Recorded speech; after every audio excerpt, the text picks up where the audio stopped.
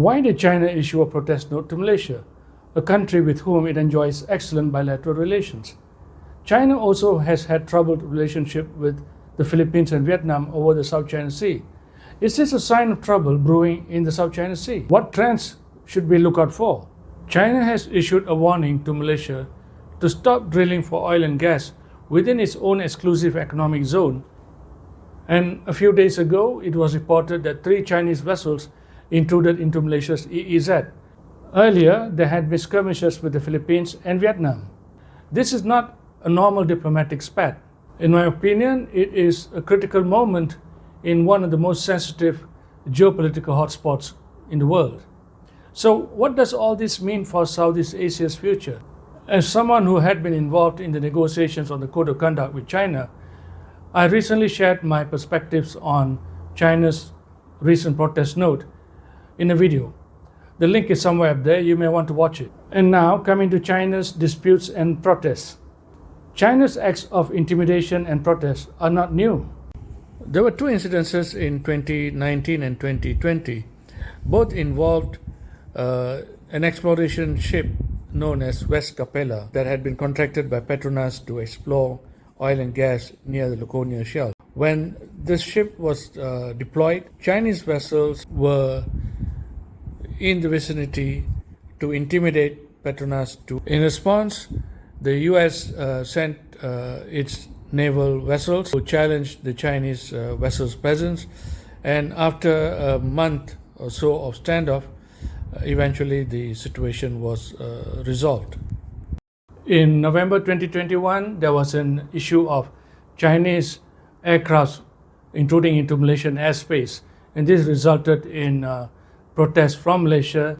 The most recent was the note issued in February 2024 when China once again protested against Malaysia's oil and gas exploration near the Laconia Shoals.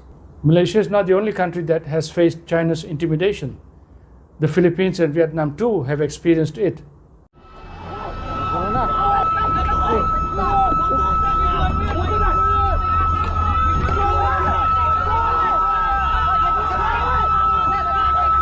So what's the big picture here? In my opinion, these protest notes and actions by China is not just simply about asserting its territorial claims. China is signaling that it will not tolerate any challenge to its dominance in the South China Sea, even from friendly nations like Malaysia, with whom it enjoys excellent bilateral relations. Through these notes, China is making clear a distinction between the way it asserts its geopolitical dominance in the region and its bilateral relations. If that is the case, then what future trends can we expect? I can see 5 trends as we look into the future. First, I think China is likely to increase diplomatic and economic pressures upon the ASEAN member countries. We can expect more warnings, more protest notes, and potentially more naval activity within the contested areas again. So, ASEAN members, including Malaysia, will have to face or make tough choices between balancing their good relations and trade relations with China and asserting their sovereignty over their waters. The second trend is an escalation in US-China rivalry. Now, what this means is that tensions in the region will continue to increase as both countries seek to assert themselves in this arena. We may even see more skirmishes involving an ASEAN claimant state, perhaps. The third trend is economic in nature.